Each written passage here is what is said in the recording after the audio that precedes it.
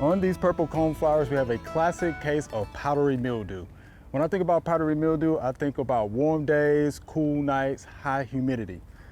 The thing about powdery mildew is this: it is a white mold. It is looking for moisture to help it start its life cycle. So there's a couple options we have here. One is you can actually physically remove this coneflower plant, right? Because you don't want it to affect the other coneflowers that are in this area. If you want to use a fungicide, I will use a low impact fungicide. Sulfur can be one that you can use. Neem oil is one. Or how about copper-based fungicide? Read and follow the labels on that. Make sure you get good coverage as well. And then something else too, before you run out and buy another purple coneflower plant, look for resistant varieties.